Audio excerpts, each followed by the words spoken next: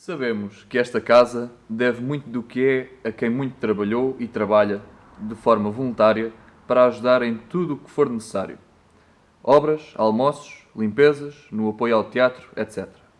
Sabemos que fazem parte deste grupo de pessoas. Queremos saber um pouco do que fizeram e quem esteve ao vosso lado a ajudar.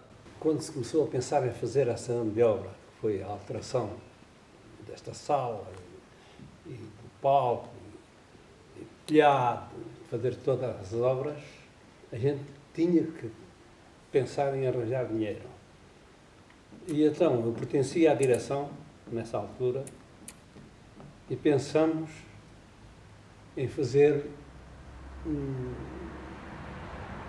uma maneira de fazer pequenos almoços ou uns lanches e tal, para a contribuição da obra. Isso surgiu em que ano? A ideia da bodeguita e quando é que começaram a construir essa... O ano... Foi o cinquentenário. Sim. Agora passando às mulheres que estão aqui ao lado. Elas agora... Quem é que ajudou lá a fazer a comida, a servir à mesa, a fazer o arroz doce e os filhotes? A tia Margarida, que já não está, a tia Domingos do Abel, a Maria Helena, eu, sei lá. Depois havia a direção, apareciam lá a fazer, outras mais também, não é? A Joaquina, A a Manuela, o Esquileno. Muita gente trabalhava, e tudo de gosto e de boa vontade, e tínhamos muita gente a dar coisas à gente, batatas, cebolas, pimentos, tomates, muita coisa para dar. Funcionava em que altura do ano? Foi no verão, em julho, começou em julho, acho eu. Tinha atividade o verão todo, julho, agosto, assim 2 meses sim, pelo sim, menos. Sim, menos... E era quê? Todos os dias? Era ao fim de semana? Era Fim como? de semana, sábado e domingo. Sábado e domingo. Era almoços e jantares, e tinham lanche. Sim, aquilo era até à noite. Diz-me uma coisa, quais eram as especialidades da bodeguita? Era bacalhau à bodeguita. Como é que era esse bacalhau? O que é que ele levava? Era muito engraçado. Levava bacalhau, levava batatas fritas mal fritas, levava magrão cebolada, levava maionese, levava pimenta, levava essas coisas assim, era um bacalhau muito bom. Então e vocês faziam só pratos ou também faziam petiscos para se servir? Fazia sardinha assada, bacalhau carapau, bacalhau assado na brasa, costeletas de novilho, carne guisada, sopas, arroz doce. E durante quantos anos é que houve a bodeguita? Os 4 ou 5? 3 anos. Acho que chegou 3 anos. 3 anos. Depois Sim, começaram 3 anos. E porquê que só durou 3 anos? Porque os restaurantes não gostavam porque tirava. Isto aqui houve depois um choque. Pois. Eu cheguei a ter essa conversa com alguns senhores, porque a gente não estava a fazer nada para a gente, mas sim propriamente para eles. Para tudo. Que éramos sócios, todos eles eram sócios. A gente não era com a intenção de estar a evitar que não fosse para a gente e não para o restaurante. Porque aquilo não havia benefício de ninguém, era simplesmente para a coletividade. Vinham os grupos com acordeão lá a tocar. E jantava qualquer coisa moída. Faltava-se rir, lá bem do Barril da Centro. Janta divertida. Grande. Trabalhinha havia com fartura. Chegou a haver alturas que isso é a realidade. Quem estava a trabalhar, acabava-se o comer e muitas vezes tinha-se arranjado uma latinha de atum. E lá então o que é que aconteceu, vó? Quando o Salazar morreu, Pois, fechou a sociedade. show a sociedade. Então, Quantos dias? que já não teve olho. Nem bar, nem teatro, nem nada. Que vocês cada uma fez ao longo dos anos. Tidália. eu fiz tudo. Ajudava na cozinha, cozia, fazia costura, bordava bandeiras e por último fiz o estandarte. Pronto. Foi sempre. Eu era na limpeza e na cozinha. Ajudava aqui nos almoços que se fazia, no 1º de dezembro. Fazia bifanas, fazia essas coisas, tanto aqui como na bola era para aqui, eu ia lá para baixo fazer bifanas. Vó, e tu? Eu estava na cozinha, a trabalhar. Também fazias os almoços quando havia cá? Arroz doce, era a taxada de arroz doce. Arroz doce e filhoses, era? Arroz doce e filhoses? também. Fizeste outras coisas, nomeadamente servir e ajudar aqui a preparar os almoços na sociedade do 1º de dezembro e não só. O 1º de dezembro, 1º de dezembro, passagens de ano, fiz muitos salgados aqui para vender no café com a dona Domingas do Abelo, fiz muitos folhotes aqui para a sociedade, fiz muitos folhotes para a banda ir ganhar dinheiro para ir aos Açores. Eu lembro-me de uma história, vó, que me contaste. Tu disseste que estavas ali já não sei com quem a trabalhar na cozinha, na altura dos teatros, e depois querias viver o teatro e não tinhas uma cadeira. Foi o Renato de Renato, Joana. é isso, já não lembrava do nome, do tio Renato. O Renato que é que deu uma tu cadeira. disseste? E olha, disse, vai te fartas trabalhar, é para não ter uma cadeira, tu e a Eva. Depois a gente estava na cozinha, acabava o trabalho, vinha ver, não tinha santos, já não havia. Depois era uma cadeira, dizia, temos uma cadeira na sociedade. Sei que estiveram envolvidos em obras e em diferentes trabalhos, em diferentes fases da história desta casa. Fui dos primeiros a inscrever na banda. Contribuí muito com o trabalho, além do cobrador, durante aos 14 anos, dos 15 anos até aos 20, foram 5 anos. Também mais tarde contribuí com trabalho principalmente na instalação elétrica. Passei pela direção diversas vezes, trabalhei numa organização que se fez, a que lhe deram o nome de Bodeguita. Tio Vicente, eu sei que esteve integrado numa direção que, a certa altura, decidiu fazer umas obras de relevo aqui na casa. Pode-me contar como é que foi? Posso, olha, eu servi aqui nesta casa 14 vezes. Fui tesoureiro, fui vogal, fui presidente, fui secretário, 2 vezes tesoureiro, disse uma, fui 2. Houve aqui uma reunião, não decidiram nada e resolveram convidar-me porque eu queria ser presidente da sociedade. É claro que disse que sim, né? Eu gosto tanto disto, sempre gostei. E disse que sim. Entrei e entrou, porque é um grupo comigo muito homogéneo, muito bom para isso. Resolvemos deitar aquelas divisões abaixo, onde está o tal homem com a casa de bicicletas. Onde está agora o café? Onde está o café, exatamente. Era a primeira televisão dessa fora. Então aquilo começou a ter uma acessibilidade muito grande das pessoas. E começámos a fazer um dinheirinho muito bom. Nessa altura ainda não havia eletricidade na Açafora. Tinha... E então comprou-se um motor gerador para dar luz para a televisão. Nós estávamos aqui e ouvimos pum, pum, pum, pum, pum, e a televisão era daquelas primitivas, de vez em quando não dava nada, não é? Mas juntavam-se aqui centenas de pessoas. Cada vez que era preciso fazer obras, que era preciso gente para trabalhar, era fácil arranjar pessoas que quisessem ajudar aqui na Açafora? Era muito fácil, havia muita pessoa voluntária para trabalhar. Nessa altura, o pessoal tinha prazer em trabalhar para a sociedade. O Sr. Alves, que foi dono disto e que ajudou muito, normalmente a ideia dele é que tinha que prevalecer porque ele é que entrava com dinheiro. Se ele entrava com muito dinheiro, não é? Falaram com ele em fazer um grupo, e não, vai ser uma banda, e foi a Lisboa, comprou instrumentos, sem haver músicos, sem ver nada. Comprou um instrumental que na altura custou 34 contos, que era muito dinheiro. Lembro-me agora de uma engraçada, quando estávamos a aprender o Dó, Ré, Mi, Fá, Sol, havia um que tinha dificuldade em aprender. E então o primeiro mestre era o Vasco José Miguel. E estávamos ali naquela casa onde é a farmácia. E o Vasco chegou ao Sol. Ele não sabia. E o mestre disse assim, epá, lembra-te, olhas para o céu, vês, de certeza que nunca mais te esqueces. Ele olhou, estava viu a lua.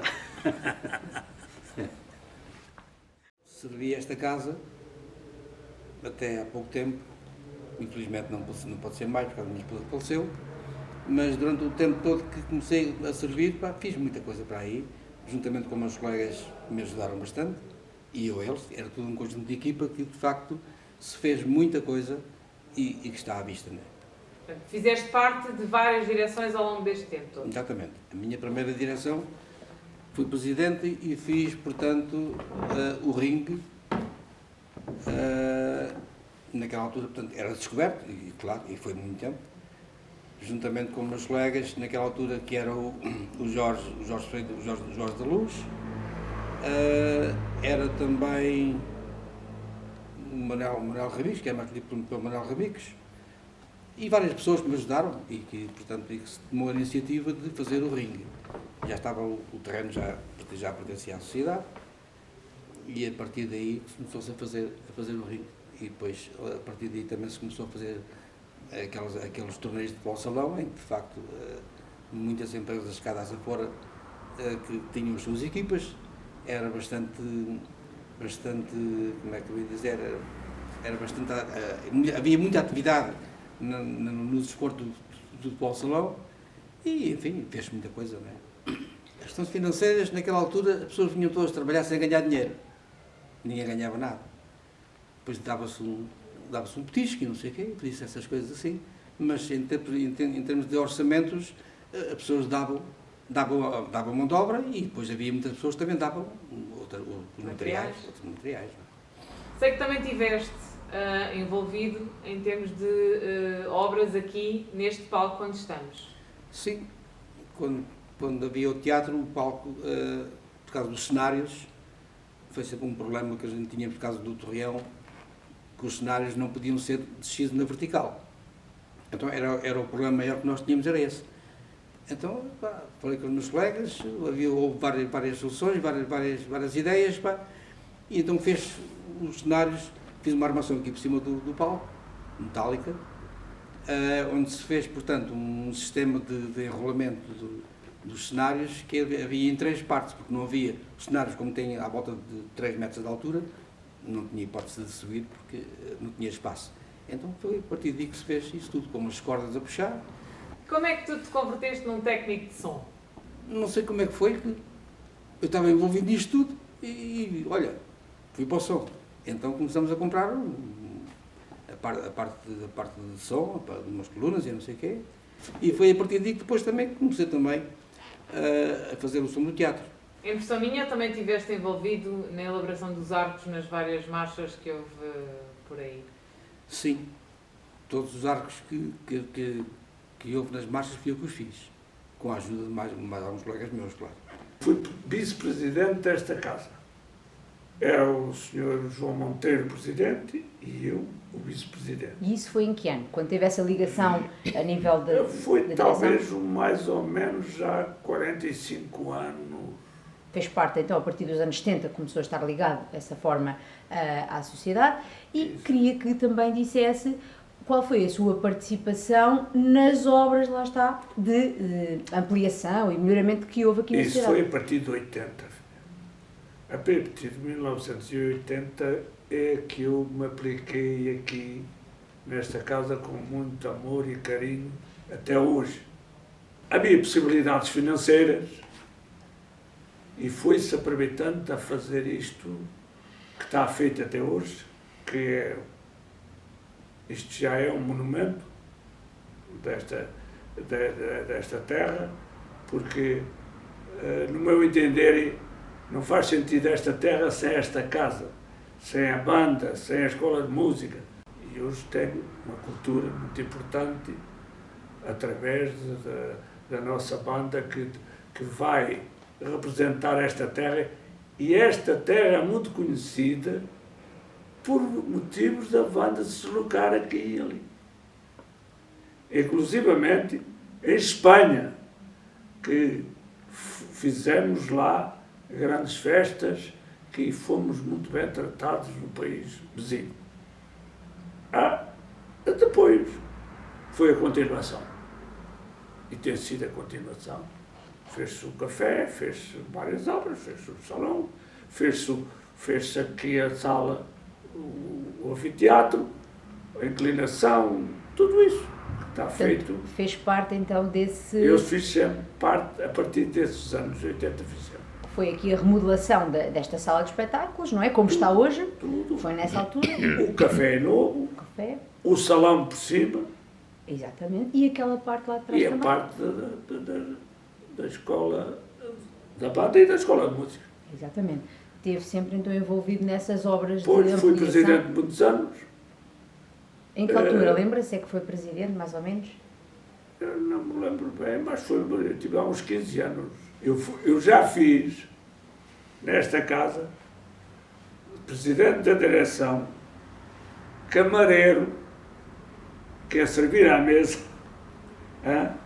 e muito mais coisas, fazer comer, e que nunca me cansa de fazer, seja o que quer que for para esta casa. Conclusão, tive sempre bons colaboradores. E foi daí que partiu, começou a ter a grande influência da escola de música, da banda. Foi o crescimento da banda, foi nessa altura, em que eu tinha muitos conhecimentos e o senhor diretor de banda, que era o senhor Azenha, fez todos os possíveis para o crescimento daquilo. Foi uma oportunidade única, porque havia dinheiro, havia boas vidas, e a partida foi daí. Eu tive sempre boas recordações desta casa, porque fez-se aqui muitas festas. Fez-se aqui os meus 25 anos de casado e muito mais coisas. Fez-se aqui grandes festas de 1º de dezembro, são coisas que marcam a gente para a vida e que a gente tem orgulho disso tudo que passou. Hoje temos aqui uma pessoa muito conhecida, vem cá também prestar o seu testemunho, porque também tem ajudado muito esta casa. Então, e o que é que aconteceu quando chegou a sua altura de ir para a Guerra do Ultramar? Pois, isso já foi muito mais tarde, não é? Já foi em 1971. Fizeram aqui um baile, as pessoas gostavam muito de mim, não é agora, mas gostavam muito de mim. E todos sabem, e então também fizeram uma festa e o dinheiro deram para quando eu ia lá para o Ultramar. E essas festas faziam-se porquê? Faziam-se a todas as pessoas que iam? Era porquê? Sim. Porque eram... Quando chegava e quando partia. E isso foi importante para si na altura, lembra-se? Sim, foi muito importante e fez muito jeito também para a gente lá sobreviver no mato, não é? Porquê que considera importante e porquê que ajuda aqui a sociedade? Evidentemente que tem que ajudar a minha terra, não é? Tem que ajudar a banda Filarmónica União Saforense, porque, pronto, gosto de ver uma boa banda na nossa terra, não é? Sair e sinto-me orgulhoso, satisfeito e vaidoso. Eu tenho que agradecer também à direção desta casa, de me terem feito também uma homenagem de ganhar a medalha de mérito da Câmara de Sintra. Eu também fiquei satisfeito de cá estar todos os vereadores da Câmara, o Presidente e todos quanto contribuíram na direção para que essa festa fosse realizada.